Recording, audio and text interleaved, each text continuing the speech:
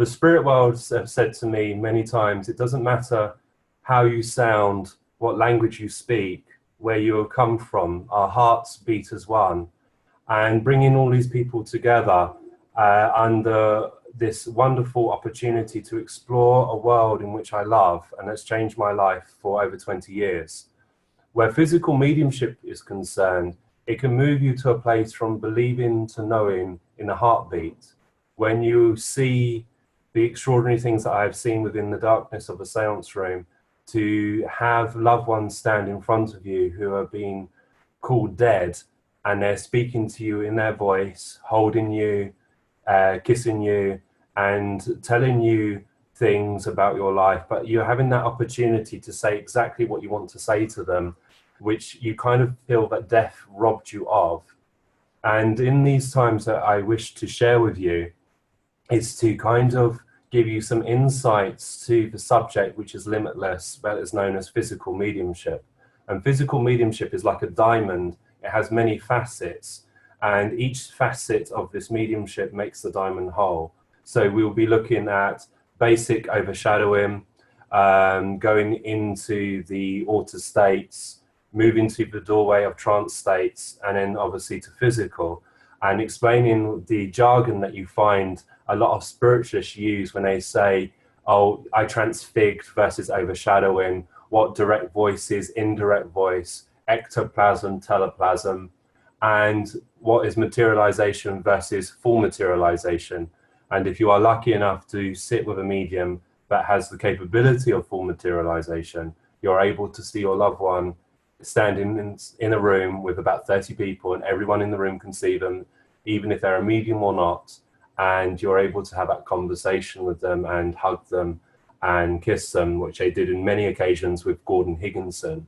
And Gordon Higginson was the pioneer of our movement and saved the Arthur Findlay College, a beautiful place that I recommend anyone to go who are seeking to find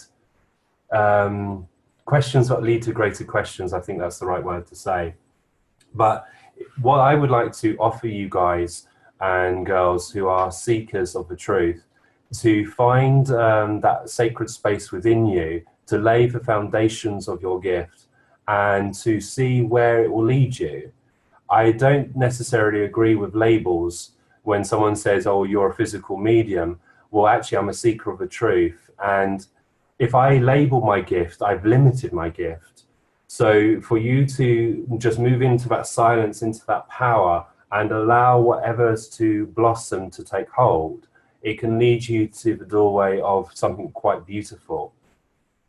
Over the years of teaching, not only here in the United Kingdom, but in Europe, and this year going further afield, I've come to a realization to understand that as we sit for what is known as the power, it moves us into a state of oneness that allows all your abilities to reap the benefit of it. If you're sitting for physical, you're sitting for trance or mental or healing, the power is the same. It's just how it passes through you. That's when it makes it unique to you.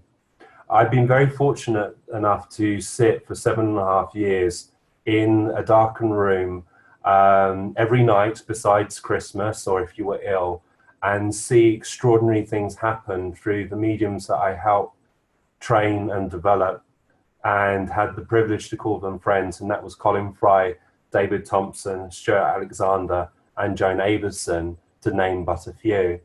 And to be able to sit in the company of the spirit with a medium that's able to move into that power and to change the very atmosphere of the room. And then from the darkness and from the silence of that room, you get to hear the voices. Silver Birch, who was one of our greatest philosophers, who spoke through the wonderful instrument of Maurice Barbanel, gave us a wonderful insight to our abilities by saying, the activity of your world is the silence of ours. The silence of your world becomes the activity of ours. And that kind of gives us an insight. If we go to the spirit world demanding and shouting and being very noisy within our mind, we silence that power, we silence our gift. And it's only when we are quiet and we are still then it moves us to a place where we're able to hear the Spirit. And it's taken me many years to understand that and to lead me to this point, and I still have further to go. If anyone says they've reached that point, I think they still have a long, long way to go, because our gifts are infinite, therefore it is eternal. And what we don't achieve within this life, we certainly achieve in the world unseen. And the voice came to me one time, and it's been said through the trance states, that really, is our mediumship here to benefit us within this world, or is it to be used when we actually leave this physical body and go to the spirit world, and our gifts are used then to attain higher knowledge, then move it back through the layers of consciousness back to this reality, so that we can inspire other people who are like you and I at this moment seeking the truth. My control, I'm an old-fashioned girl. I like the word control instead of guide.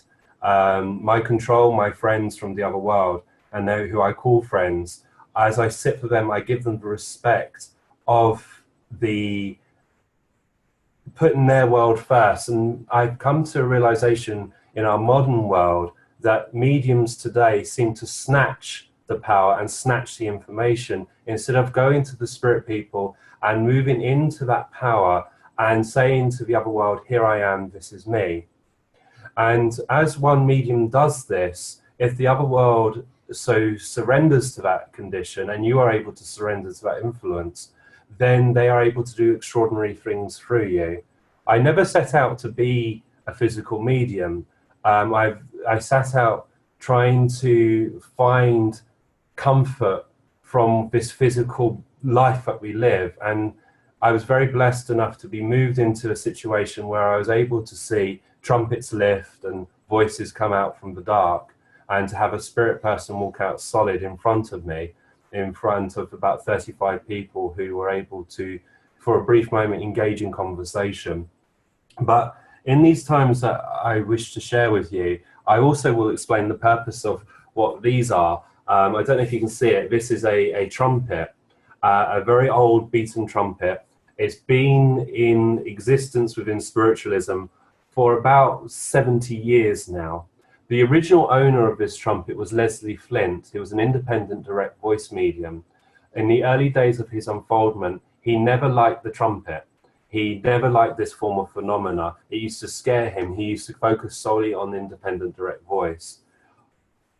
It was given from Leslie to John Austin, who was my circle leader, who gave it to Colin Fry. And it was used within the seances of Colin Fry's. And then it was handed back to him, to John Austin, and then it was handed to me, and it will find its owner. And I will tell you in these sessions what the relationship within physical, what a trumpet does. Now, you may be more used to seeing a trumpet very similar to this, which is, again, it's a cone. It glows in the dark at the bottom. It's of some kind of weight, and this plays a vital part within physical mediumship. But in the early days of my understanding of physical, when we saw this move and float in the air, I was cheering, I was going, yeah, woo, woo, as you do, encouraging the spirit people with all my might. And it stopped in front of me. And as it stopped in front of me, a voice came from it. And the voice went, does this impress you?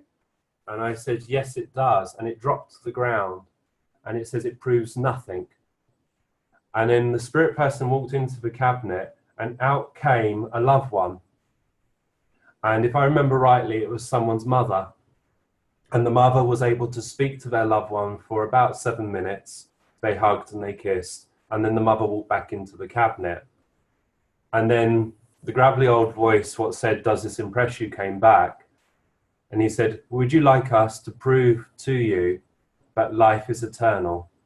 Or would you like us to perform like circus animals by lifting the trumpet? You decide. And I felt that was a very strong learning curve for me, to set out the intent of why we sit for physical, and why you should sit as a medium or a seeker of the truth. If you go to the spirit world demanding, I want to achieve this, I want to achieve that, you are limiting a limitless power, when really we should then go to the spirit world and say, right, how can I serve you? And there is this very simple technique that I would like to share with you to help you with this. And if this is our first and last time we speak together, is that I would ask you very kindly to ask yourself where you experience love. And you know, when you see a child run towards you, or an animal, and it makes you feel gooey inside, is to find out where that gooey feeling is and take your awareness to it. And as you take your awareness to that area, is then just to offer a thought to the spirit world and say, here I am, this is me. I am here to serve, take from me what's needed. And for you to just do that simple act, that's moved you into the power. And I believe that the soul's power is where we feel love, where we feel unconditional love. So that is the root of your strength. That's the root of your mediumship. And as you keep moving yourself into that area of oneness, then other ability will start to manifest.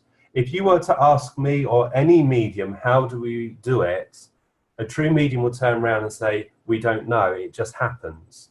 And that's because we have built up the relationship between us and the power, because the spirit world are in charge of our ability, not us. And the more we kind of resist, the more we demand, the more we kick back, we're starting to stunt our ability, when really we should just surrender to that wholeness and just move within that moment. So what you will find from me, and what you probably found out before we started this talk, I have a sense of humor. And I try and make people laugh, and you, as a medium, you have to laugh at yourself. There'll be times as a medium you have to embrace those no's and celebrate the yeses. Have you ever done those messages where you just stand up and you go, right, ladies and gentlemen, this is, and you give out all this wonderful information and someone says no, and it kind of knocks your confidence. And it's the same when we are sitting in the trance state. When you're sitting there and blending, and I suppose that if any of you are sitting at the moment, you're probably having this battle saying, is it me or is it them? When really we should say it is us. And for you to start empowering yourself and saying it is us, you are accepting that there will be you in the communication as well as the spirit people. It's you saying that the spirit people will use your voice as you will use their inspiration, so that they are able then to dust your consciousness, to build up that relationship that you will have, and then all of a sudden, when you least expect it, the voice will then manifest. It took me very quickly to understand. On the first sitting, when I sat for physical, we had knocks and bangs on command. And on the 11th sitting, we had a voice in midair, and the voice went, yes, or yes, and like that. And did you like my impression there? Yes. But the voice came out up in the air. And then we had nothing for 2.5 years. And you kind of think the gift leaves you. And you'll probably find this within your own mediumship and unfoldment, in that you'll find that you seem to go really, really well. And then all of a sudden it feels like the spirit people abandon you and you're left by yourself. And you're thinking, have I done something wrong? Have I moved into it wrong? But really what's happened is that you as an individual and your friends are in sync with each other. The vibration is in compatibility. It's in harmony. And what's happened is that the spirit people have moved close to you, and it takes time for you to readjust. But you are draining this power constantly. So if you can imagine that your gift is like a reservoir of power, and every time you go in to use your mediumship, you're pulling on this reservoir, you're drinking from this, and it's slowly starting to dip. So as you develop as a medium, you need to start sitting as often as you can to replenish this power, to replenish this oneness and this deepness and connection. My circle for physical, we sit every Wednesday. Even if I'm there or not, they still sit. And they sit to provide the power that I can then work in. Within your home circle, you develop.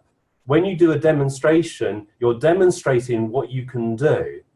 So your home circle will develop you. So in our time that we share together, you'll hear me keep saying, go back to home circle, go back to sit, go back to the power, and you'll find that it will strengthen your gift, and then it will move you to that place of oneness. But with physical mediumship or any form of communication, it takes years, and you must be dedicated. If you are striving for the ultimate gift, and I do believe that physical is the ultimate gift, but I'm biased because I love it. If you are striving for that, you need to ensure that you are going to be dedicated. As a medium of any sort or a healer, you are doing the work of the spirit world. You're surrounded by death all the time, and you have to have a sense of humor, but you also have to realize that you're healers between the two worlds, healing the need of the bereaved as well as healing the need of the spirit. And if you can come to that place of acceptance, and then you are able to allow that power to pass through you. Now, my little lovers, you will find as you go to courses that there are people who want to get noticed. And unfortunately, this evil head of ego seems to creep in. And I always like to say, the ego is always hungry, but never full. It needs to be fed. It needs to be touched. It needs to be that. Or you can have mediums who are like Tinkerbell. They need the claws to live. And it's knowing and accepting that the ego does need attention within our gifts, but it's not allowing it to become the master of the house. But you'll find that empty barrels make the loudest noise. So when you hear people come on courses and they shout it out, you've got to kind of feel empathy or some form of healing towards them, because they truly want to be the medium, but they're kind of forgetting the spirit world. They're forgetting those people in the other world who are trying to find their voice through you. But where trance is concerned, you will beat yourself up. You will constantly need reassurance, because there's an internal battle within your mind. Is it me or is it them? As I've dealt with, it is now us. The other world will say words into your mind, and then you think, I'm not brave enough to say that. And still, after 20 years, I still have this internal battle. So it won't go away, but I will reassure you that it will get easier as we go along. But once you get the other world talking, that you'll never shut them up, and you'll never win an argument with them. You'll never win an argument with your guide, because they will come back with spiritual things instead. But I just want to show you a couple of things which were attained through the mediumship of Colin Fry. Colin Fry was a physical medium who started sitting back in the 90s. It took 21 weeks until he was able to produce a materialized form. And I was very fortunate to live 5 minutes from his house. His circle leader, John Austin, was my circle leader. So when Colin started to retire as physical, I got a lot of his stuff. And when John died, I inherited a lot of them. And I don't know if you can see, but there's a hand mold. Can you see that clearly? If you just do that, if you can see it. Lovely. Thank you very, very much. Now, this is a hand of someone called Magnus. And Magnus was the principal voice of the Swift Circle, which sat at 25A Marina Avenue off of Wish Road. And how this was achieved was with paraffin wax. You know, when, come on, men, you've got to own up to this. You know, when you go into places to make yourself look better, they may do manicures, so they put paraffin wax. So they heat up the wax. So what you do, you heat the wax up under the instructions of the spirit people. You take it into your seance room. The spirit people materialize. They put their hands into the molds, and then what they do is that they dematerialize, and they're putting cold water in as well, and it makes a perfect solid glove. And then what we do as sitters, at the end of it, we pour past the paraffin, and we get a beautiful little hand mold. So this hand mold was achieved on the 12th of the 10th, 1999. We have other hands as well. We have fingers. Each finger is intricately detailed. We had to, after we achieved the hand molds, each sitter had to be fingerprinted. The medium was fingerprinted, and then the molds were fingerprinted as well. And the fingerprints of the molds that we got didn't match anyone within the room. It was someone from the spirit world. They're able to become solid by using ectoplasm, and through concentration they move into it, and they're temporarily cloaked for a brief moment of time. But those are hand molds. The other world also like to bring a thing called apports, which are objects which are taken from a location and then brought them into the seance room. So this is one apport. I don't know if you can see. It's like we're brothers. Do you think we're brothers? So basically, it doesn't look like me in the morning. So this was achieved back in 2014. Yeah, 2014. I was working at the Arthur Findlay College at the time, and in Home Circle, that the spirit people. So I was searched beforehand, and then all of a sudden we had a mighty bang, and we thought one of the sitters had fallen off her chair. And on that night there was another bang noise, and when the light came on, this was there.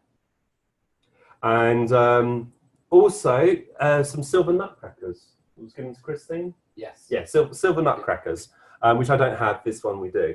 And there are photographs of them on the website. there's photographs on the website of some of the apports. Now, what was really interesting with this apport is that there's a sister to this.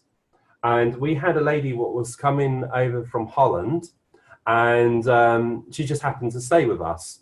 So after the seance, she came back from Banyan to our house, and we opened up the door, and on pride of place within our living room was this. And as she walked in, she went, "Oh, I used to have one of those. I've got the other one to go with it." But she said, "My one went missing." So obviously I just kind of went, "Really?" So they do sometimes take objects, which I think is real good evidence, because I'd never been to this lady's house, and this appeared in our room in England. So I've got a bit OCD, so I always like two. So I've told Daniel, who was the one what stole it, that I want the other one. So we are waiting for a little gift from the spirit world. No demands, of course, but these are called apports. So if they take an object away, it's called an asport. And if they put an object in your room, it's called an apport. Asport away, apport they bring. So that's one of them. It's reasonably big, it's reasonably heavy. It's not the biggest one we've had through our mediumship. In Kingswell's house in Scotland, we had two leather-bound chairs stacked on top of each other within the centre of the seance room, which went up to about 5.5 foot. So that was the biggest. And you'll find through your development, you'll find that you will have peculiarities. And I want to make this absolutely clear. The phenomena that moves through me is a peculiarity of my work. The phenomena will work through you guys is a peculiarity of your work. And never try and be the same person. You know, when God made you, he broke the mold. So be you in every sense of the word, and don't ever try and copy. It's the most important that you realize that the other world are so interested in you, and it's about finding what that interest is. And it's about sitting and experiencing the love of the spirit world and just see where it goes. So that's really little bits about physical mediumship. There's so much more I can tell you. There's a lovely, whereas we were talking about apports, and we are going to cover apports in one of the lessons. So I've got to, I don't care, let's go for it, just for a moment. There was a wonderful medium called Florence Cook. And Florence Cook had a control called Katie King. And Katie King used to materialize, and her mediumship was investigated by Sir William Crookes, who was a very well-known researcher at the time. And as Sir William Crookes was investigating Florence Cook's mediumship, they used to get her to lay on the floor, and they used to nail her hair to the floorboards. So they would pull her hair out and then nail it to the floor to stop her moving, to ensure it wasn't her who was doing the phenomena. And on this occasion, that Katie King materialized and said to the circle, "What would you like us to do for you?" And the spirit people the sitters turned around to the spirit person and said, we would like you to produce an apport, please, which is obviously an object brought into the room. So the spirit person said, of course, what would you like? And someone very cheekily turned around and said, I would like you to bring the medium, Mrs. Glover. And Mrs. Glover was an automatus medium, which means that she was able to do automatic writing. And she was sitting at her writing desk, and what came over her was this peculiarity feeling like she was feeling very dizzy. She closed her eyes and then opened them, and there she was in the middle of the seance room. And then all of a sudden, a pair of walking boots fell from the ceiling, and then a winter's jacket, because she was in her nightgown. And the spirit people were able to bring her, but they weren't able to take her back. So she had to put the shoes on, put the coat on, and in her nightwear, walk the 3 miles back home. And that was her ability with Florence Cook. And Eusapia Palladino used to be able to say, I would like you to read this book, and this book would float off the shelf and land in her hand. And then she'll give you the book, and then she will say, right, give it back to me when you're done. And then all of a sudden, that as she was, say, 2-3 months and you haven't returned the book, she used to put her hand out and say, bring it back. And then it would appear out the air and land in her hand. Could you imagine, you know, tonight, ladies and gentlemen, I would like to try on the crown jewels, just as occasionally as you'd like to do. And the other world are able just to take it, or tonight I'm having a party, can I have the Mona Lisa here? And see it just appear. And I think that's quite awesome. But the spirit world do say an apport has to come from a place where it's not loved. So they can't take things which are precious to you. They will move objects as they do to remind you that death is not the end. They will give you opportunities to allow yourself to say, was that possible? Or is that possible? And that's where physical is so important at this moment in time. It can move you from that place of knowing to absolutely your rock is there. I have no fear of death. I know there is a world beyond this world. I fear the process of dying, but I don't fear dying itself. But I would love you to find your own journey within your mediumship, because the spirit world needs you. And if we are to look upon ourselves as little sparks of light, and wherever you are within your world, you are a spark of light, you are a point of hope.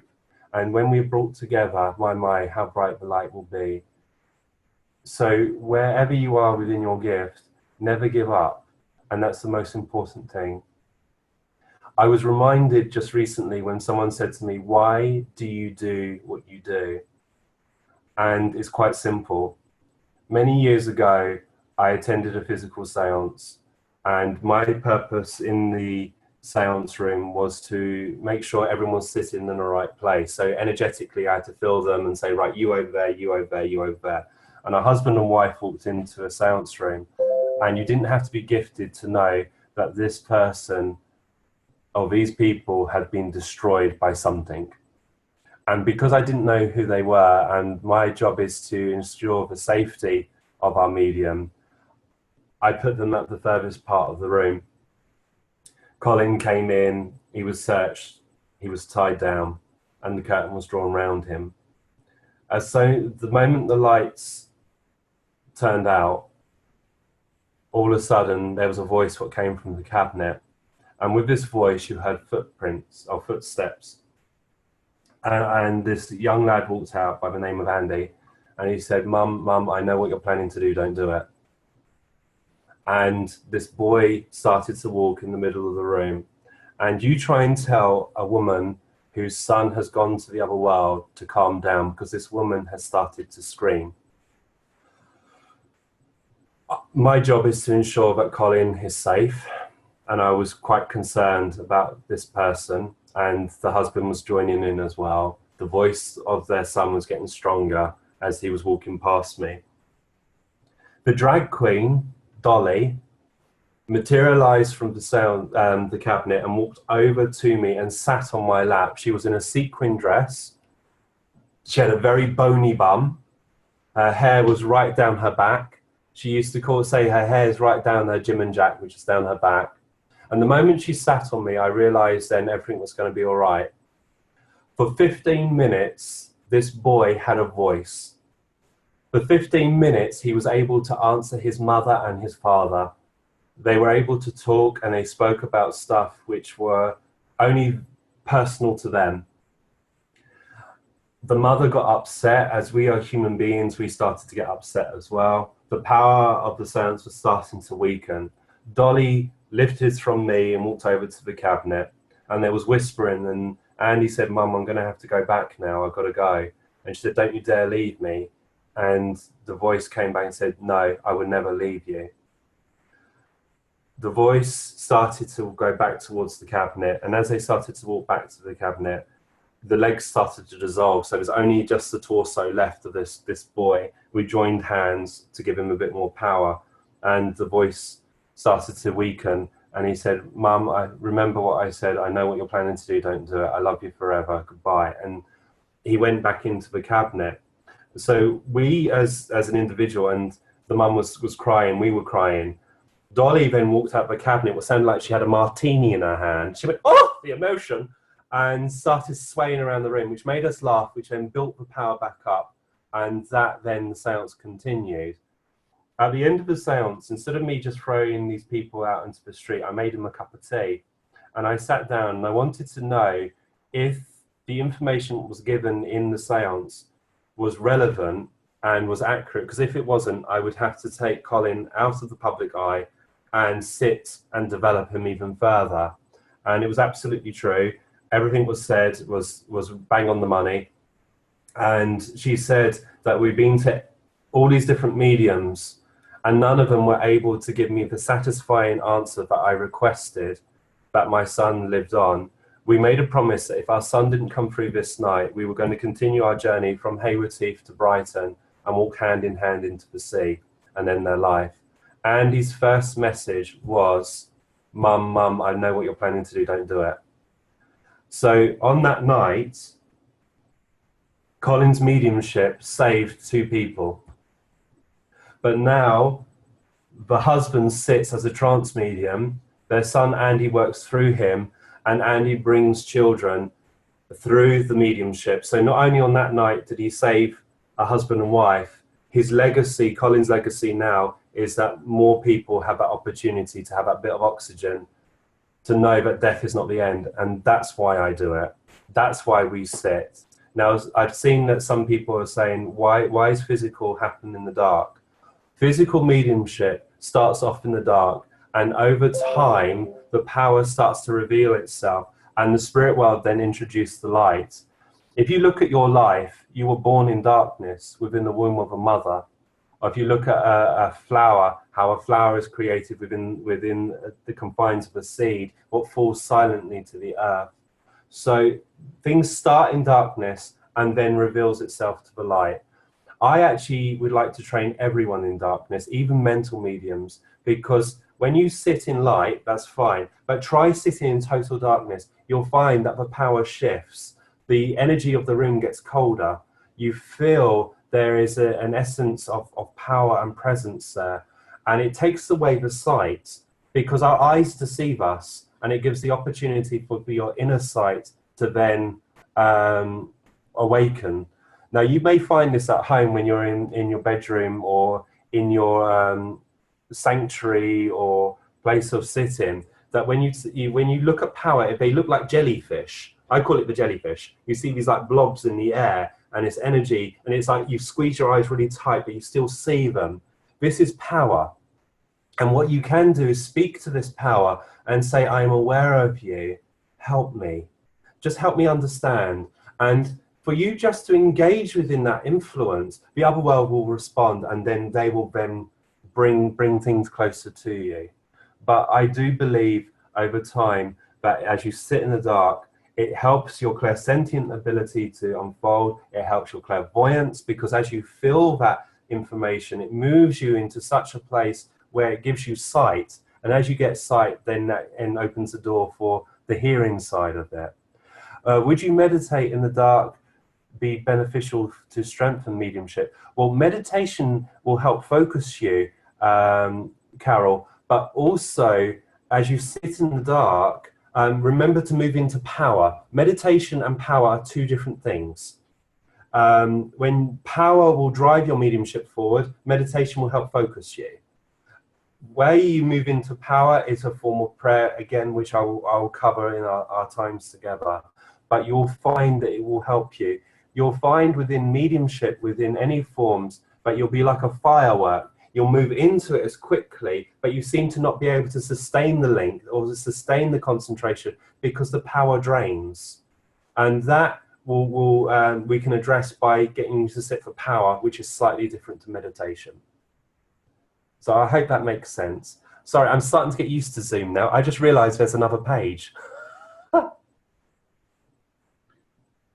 Yeah, here we go. Sorry, I'm just going through it. Hi. Jan Yakov, JJ, hi. Sorry. Sorry, I just found out another page. Anyway, this is me back. Hi, how are you doing? So in our times, in our sessions, what I would like to cover will be the difference between mental mediumship and physical mediumship, and give you the difference between, because I hear a lot of times within workshops, people say to me, I see the spirit person standing solid in front of me, so this is physical. Well, actually, it can be a clairvoyant image, and I kind of want to show you the difference between the two. I also want to address what this, when people say, oh, I transfigured, well, actually, it could be overshadowing. Again, teach or try and share with you the difference between overshadowing and transfiguration. I also would like to address the direct voice through the voice box, through the ectoplasm. What that is, you have indirect voice and direct voice, or it could be clairaudience. I also would like to share with you what materialization is, and something that we have been discussing with Alison and Christine, as well as Nick, who's sitting behind me, who is the proprietor of Banyan, is that on one occasion I wish to go into the trance states and to allow the control to speak, whoever that may be, and to then answer questions from you, for them to then speak to you, or maybe give you an exercise of how to move into something. I don't know how that will happen. If I said to you it will happen like this, I've interfered. It's about giving the spirit people the opportunity to facilitate within my mind, to give them a voice that they can speak through me, to help you in whatever way I can. Of course, there's no silly questions. I will answer questions as much as I can through our time, because it's important that you try and unknot this ball of string within your mind, which seems to be imprisoning you at this moment. Our mediumship, I believe, is like the seasons. Sometimes the sun is really bright and it's nice and warm. Sometimes the sun's there, but you can't feel the warmth from it, it's cold. And other times you can't see it at all. And our gifts within our mediumship, it does seem to be like that. But we seem to get a glimpse, but we don't get the feeling behind it. Or some days it just seems to move as one. So I find that really, really beautiful. And that's what I want to help you with. I can't make you a medium. I wish I could. But I can lead you to the doorway. I can lead you to the shores of the possibility. And it's up to you to then go beyond it. For whatever reason, we have been brought together because each of you have asked the spirit world, I wish to serve, I wish to move forward. And you may not have heard the answer straight away, but maybe the other world are just bringing us together so we can exchange a thought, exchange a power. Even though that you're sitting at your home, there is no distance between us and the spirit. We are linked as one. Silver Birch says, and it hangs within my center in Burgess Hill, he describes the seance room in this beautiful saying. It says, to you this is a little room, to us it is a grand temple. These little walls have vanished, the radiance dazzling of brilliance. Hundreds upon hundreds assemble here, each with a mission to perform, some to serve and some to be served. And I find that very powerful, especially when you sit within your cupboard or at home or in your sanctuary or in your cabinet. To you, this is a little room. To us, to the spirit world, it is a grand temple. And it's about creating within your sacred space an environment that you would be happy to welcome your friends in. because the spirit world are our friends. They're our greatest teachers. And one thing you will hear from me time and time again, I will say, go back to the other world and ask. For you to go back to the spirit world and keep talking backwards, back to them, builds up that wonderful connection and builds that bridge. And you'll start to feel the answers. You start to know the answers. You start to accept their love. Because death has silenced them from our physical ears. But love is love, and love can never die. So just please bear that in mind as you are going forward. If this is the first or last time I see you, please keep going back to the spirit world and build up that love and connection. Now, I've waffled quite a lot because I do get on one. And in our times, you'll hear me speak a lot, but then I want to hear from you guys. So, and Scott, this is Allison. Hello. Oh, it's like the voice of God. Hello. It might be easier since the questions are kind of coming in quickly. If we can go through them and I can read a couple to you. Please, because you know me and writing don't get on. Okay, so one question is, and for those of you who don't know, Scott is teaching a course.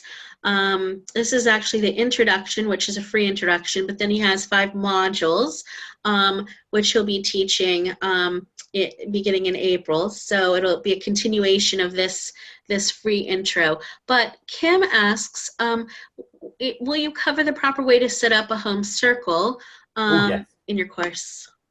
Yes, absolutely, because the home circle is the foundations. You know, you get these people who come together, bless them, have you ever been part of a group where you get everyone together and you're like, yeah, we're going to sit, and then all of a sudden one falls out with each other and then it just falls apart. Or you sit and it just doesn't seem to be igniting.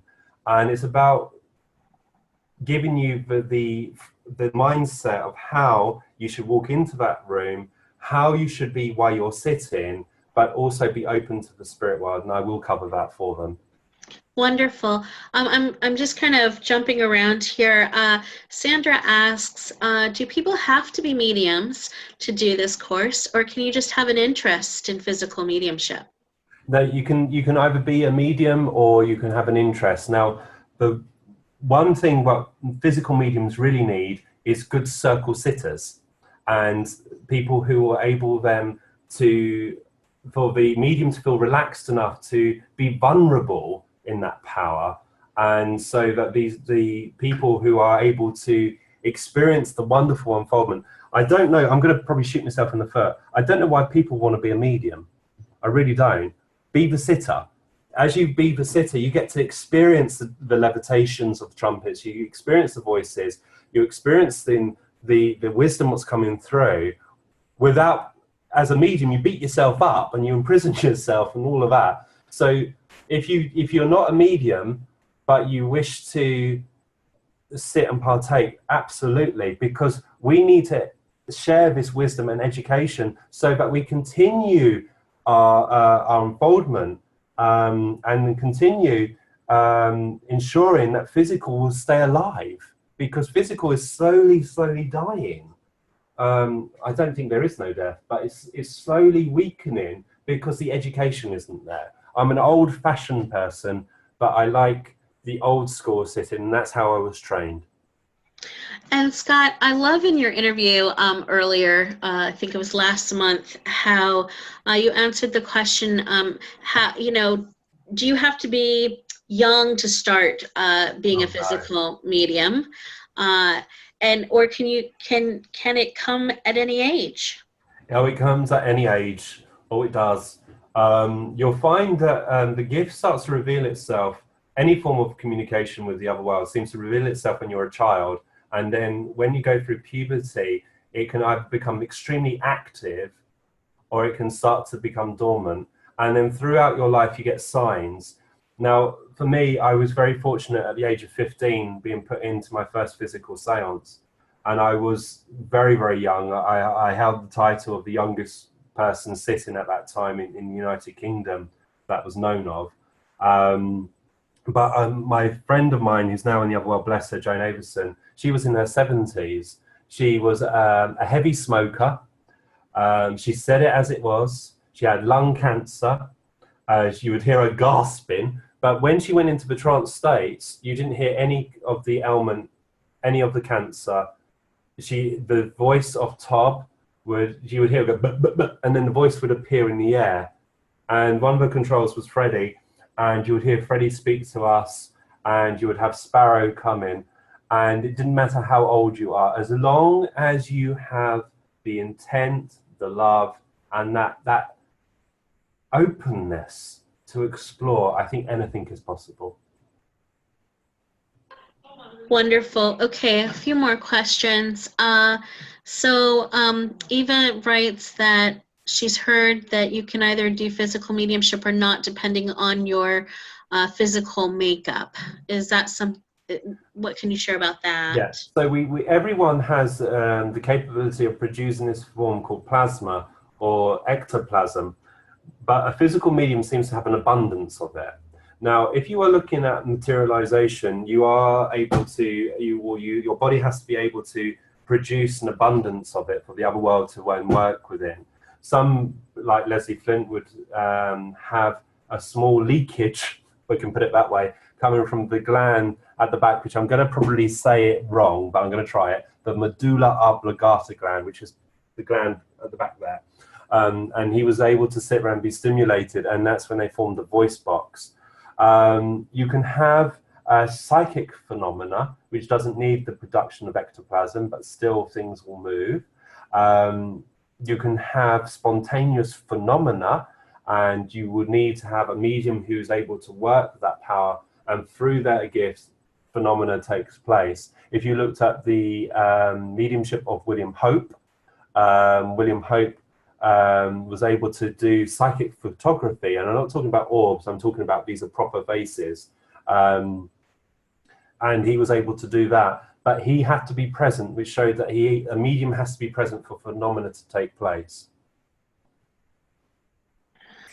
Wonderful. Okay, so Hazel would love to know which Silver Birch book was the beautiful quote from. I have to be honest, Hazel, I've never read a book in my life. I'm heavily dyslexic, and you'll get to know that. But the Silver Birch quote, I just happened to go online, and it just appeared. And I think things appear at the right time for the right reason. And I just happened to see him. I saw the word seance room, and obviously I can read that, and I was like, oh, I need that. And I then have to use Google, and I have to type in on Google English to Dutch. Don't know why, but as I type that in, I put it on there, and there's a little microphone, and you click that, and it speaks it to you. So Silver Birch became female, and this voice came back and said, "To you, this is a little room," and so I found it that way. But the Silver Birch quotes that I've heard about the little room I found online, and the one about the activity of your world was actually given to us at a seminar when we were having an open forum like this, and I kind of said, I really like that, because it is important that we are listening all the time. Scott, some other questions about the course. Will you be teaching students your method of sitting in the power? Oh yes, because I can't teach anything else. Because if you are teaching it from your own experience, you go into the core of the power. If you're using someone else's technique, it's like playing with secondhand smoke. It just doesn't seem to work. I have to go into that power, and through the influence, it just starts to move into it. But I will explain different areas of how I moved in at the very beginning, and you kind of adapt it for your own way of sitting. Okay. And also, I'm just reading this question. Okay. Okay. So Kelly says, do you have to be able to form a physical in-person circle as part of this course? Oh, do you have to form a physical circle in person as part of the course? Well, no. It's basically you're laying the foundations of just trying to sit. Physical mediumship is extremely rare, and it is rare. We have to look within the auric field to see if there is the color predominantly known as red. Depending on where it is within the auric layer, will then show us the potential there of great phenomena. But again, it has many layers to it, it has many levels. So the red will have different degrees within it. I would like to think, and I use the word think, what people would benefit from this course is learning to sit. And while you sit and you move into that power and the other world starts to work upon you, then I give you the I don't like using the word tools, but give you the opportunities to then look at a different way of thinking where your approach to the spirit world is. And then hopefully with that all connecting as one, then the ignitement of your gift then will start to develop, and then other things will happen. I hope that makes sense. Yes, it absolutely makes sense. But it sounds like from this course, students will gain a better understanding whether their path is one of physical mediumship or not. Yeah, see, physical is I believe, in my humble opinion, that trance will only enhance all forms of mediumship. Do you like how I played on that word there? Trance will only enhance, you know, rhyme there. Love it, love it. I'm a poet. So I believe that our gifts are like a tree. It seems to grow, and when it's ready, it branches out. And one branch will grow stronger than the others, but it all supports and makes the tree whole. So I believe as you are sitting for that power, your mediumistic unfoldment starts to awaken. So your mental mediumship starts to unfold. That then moves you into the altered state, and the altered state then moves you to the trance state, and then the trance state leads you to the door of physical. So it seems to be, it's links in the chain. They're all relevant. They all seems to have its own unique. But at the heart of this circle, at the heart of all these links, is the power. Okay, wonderful. Just a couple more questions here as we're winding down the hour. Let's see. Somebody said that they were a trance medium already. Oh, this is an interesting question. And then I'll get back to the other one. They're coming very quickly. So ways of protection. What is your view on that? Because somebody's asking, will you give us ways of protection from unhealthy entities? I will be brutally honest, absolutely brutally honest. I don't necessarily agree with protection, but it's a personal thing for you guys. I work with the spirit world, and the spirit world are the greatest teachers, the greatest love of eternity. I believe we need protection from this world, not the spirit world. Bad things happen to us here, not from them. So trance is very much like falling asleep and waking up. You naturally move into it, you naturally move out of it. All the 20 years of studying, working at the Arthur Findlay College, traveling the world and seeing other people work, I have not seen anyone, and even when I look at them clairvoyantly and use my clairsentient ability, I've not once been in that environment. And when someone says they have, I look at them in a mediumistic capacity, and I see actually it's a sickness of the mind, not of the spirit. But if it feels right for you to ask for this and put that energy out there, then it's up to you. But I believe energy follows thought. If you are starting to create a fear, that then goes into the energy, into the atmosphere, and that itself can then be worked with. If you are sitting there and you move into the power and you know that this world of spirit is a beauty, then it attracts it to you. Now, I can back up this theory by a lovely little story, and if you've got time, I would like to share it just quickly because I think it will have relevance, because someone said about poltergeist activity, which I saw as well. Yes, absolutely. Now, when people get activity within their house or so, and this happened to a family of 4 in the Midlands, They had activity where the cupboards were opening, things were flying around the room, etc., and terrified the family.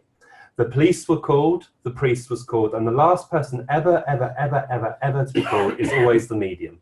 Always the medium. We're always the last little dot. So the medium who I know, who's a very respected medium and is very well known for what she does, attended this house. And as she went in, she was aware that there was a lot of scare and fear from the family because they've experienced what they did. She was aware that a spirit person was there, and she said, "Is this you causing all this fuss?" And the spirit person said, "Yes, but are you going to listen to me?" And she said, "Of course, this is what I'm here for." And this teenage boy from the spirit world started to say that there's a problem, and I would like you to go to the kitchen, and in the kitchen there's 3 cupboards. On the top cupboard, I want you to go to the top cupboard, go to the very back, and you will find a series of tins. The middle tin is the one I'm interested in. Please go there now. So the family was told by the medium, the spirit person is here, you're not crazy, they are causing all of this, but they've asked me to go to the kitchen, go to the top cupboard, there's some tins at the back, and I need to go there now. And as she said that, the youngest of the boys, of the children, started to get quite agitated. And she said, "Which cupboard is it?" And the cupboard door opened by itself, and she said, "Oh, that's interesting. I think I'll be out the door faster than anyone if I saw things like that." And she went up there, and she put her hand at the back, and lo and behold, there was the tins. She opened up the tin, and inside there was drugs. And what happened was that the youngest of the lads which are living was being bullied at school to sell drugs. So he's been put in this situation, and the spirit person was trying to get them to move, trying to get them out of that environment, because the spirit boy died of an overdose. And he said, "I don't want any family to go through what my family went through."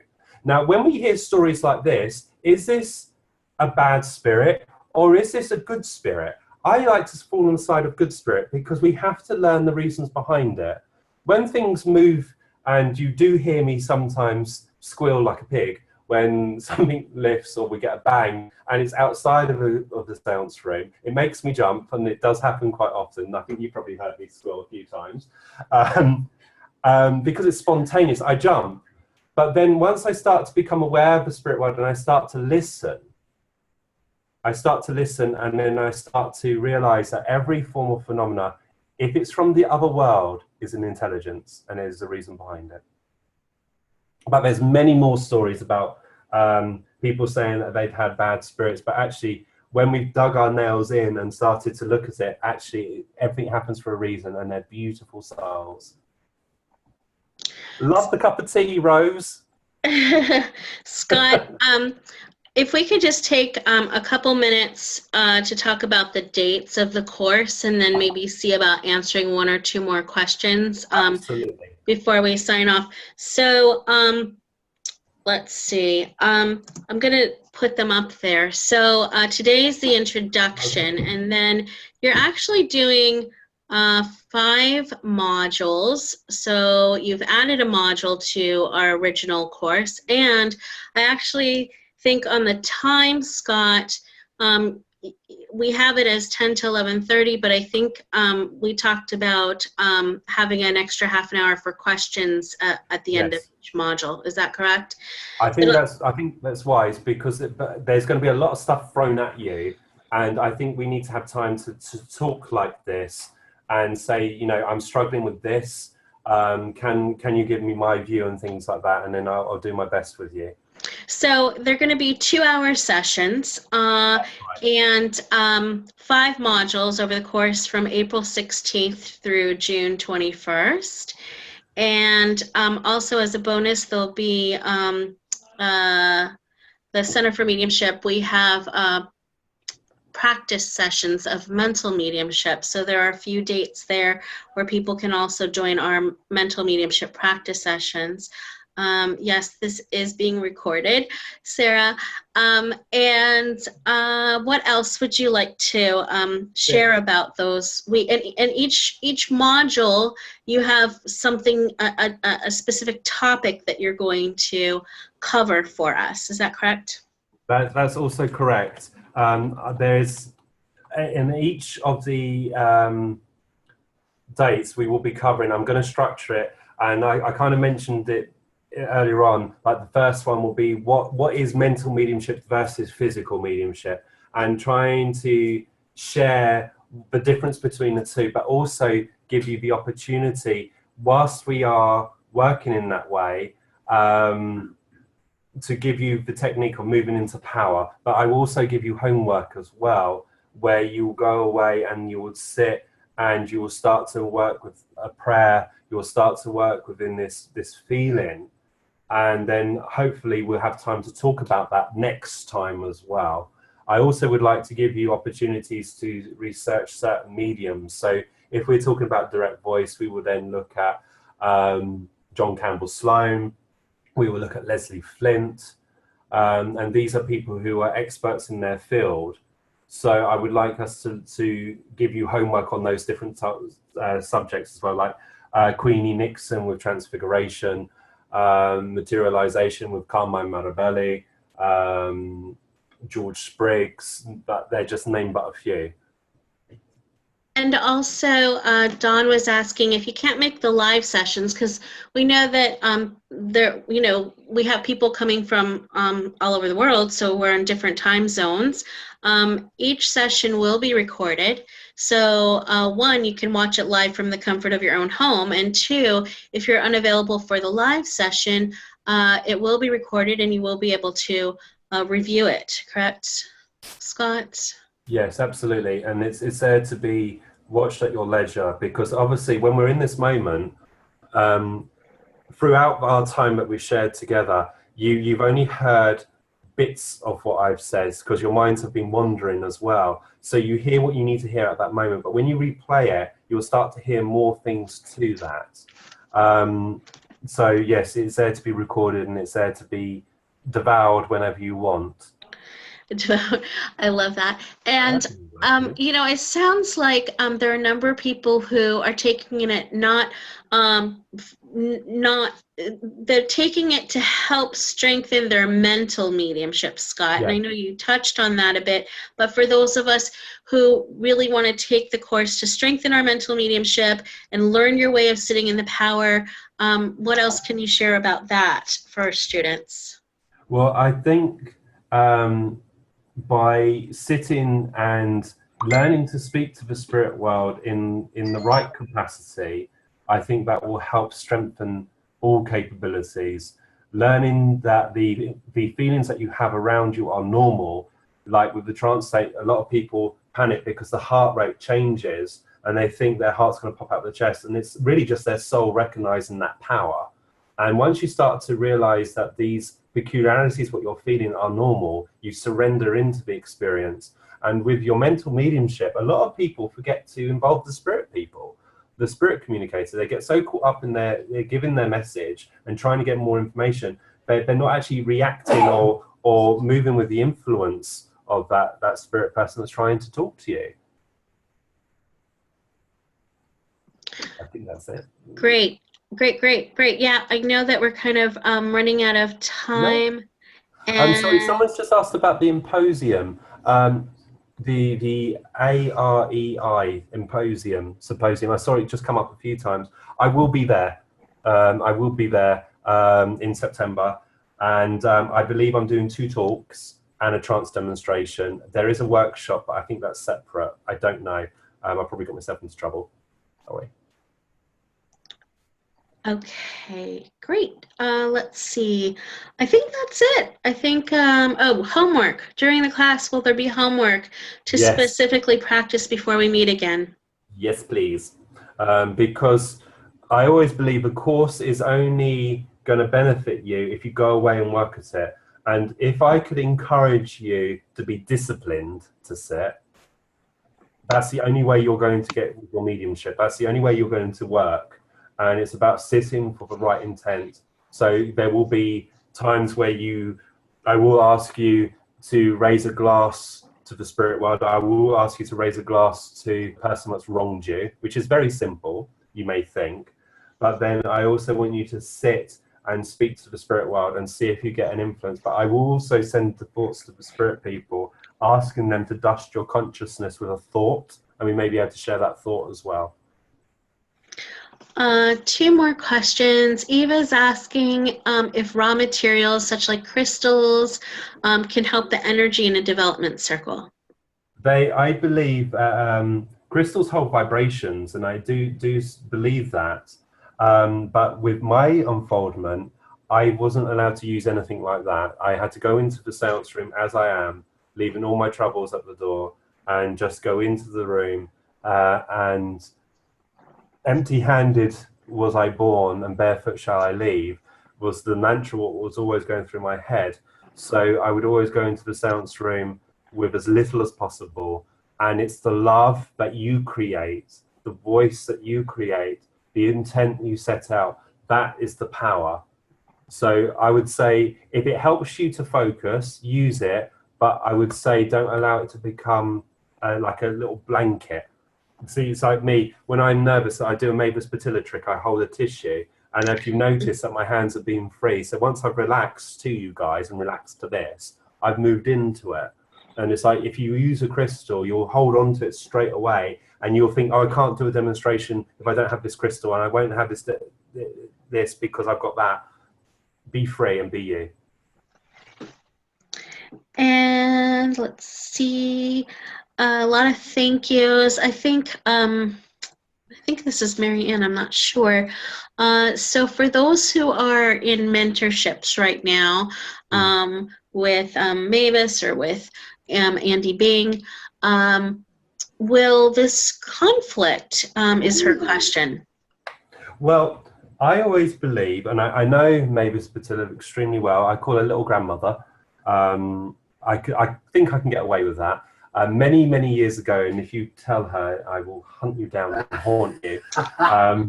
They might be on here. They might be on here. Well, Mavis, years and years ago, when I first came into the movement, her nickname was Patilla the Hun. And because she was a formidable medium, and she is, but she was a formidable teacher. And you wouldn't dare say anything to her. Then she walked in, you would bow, and all of that. And it was out of respect. But I know Mavis and I know Andy very, very well. And I hope that through their teachings that we can only complement each other. Now, my view of approach, as I look at you, if I say to you, what do you see first? You'll see the pen. If you ask me, what do I see first? I see the glass. And we're seeing the truth from different angles. And what I hope is that we work together. Now, physical mediumship and trance is different to mental, because mental is going outwards. You know, you're sending your energy out and you're becoming active. And with the physical, you're becoming passive. But for you to do trance, you kind of have to go into the active state, and then the spirit people then induce the trance state. So hopefully it kind of links one to another. But please don't tell Mavis I said Patilla the Hun. It may be too late, Scott.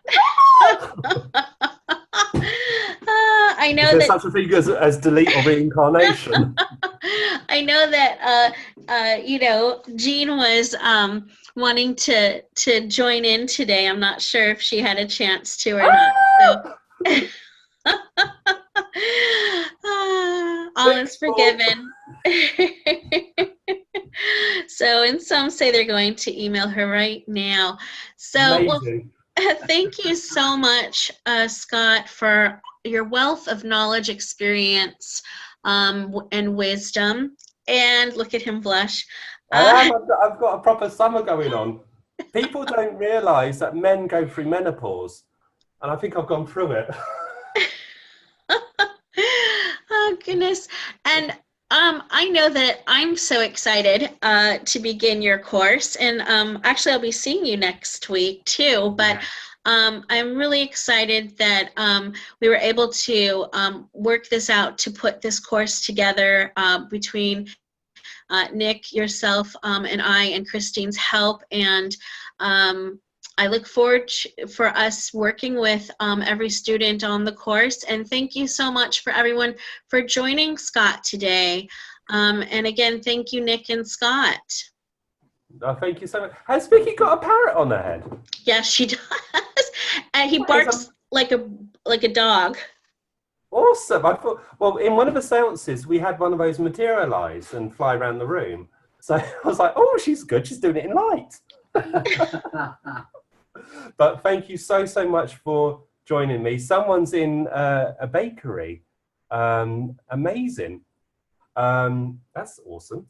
I would have 2 donuts, please. Thank you so much for letting me be a part of your world. If it's the first and last time that we are together, please enjoy your gift. And remember, you are the healers between the 2 worlds, healing the need of the bereaved as well as healing the need of the spirit. So enjoy yourself. Learn to laugh at yourself. Learn to laugh at death, because the spirit people have said the greatest lie in this world is death, as there is no death.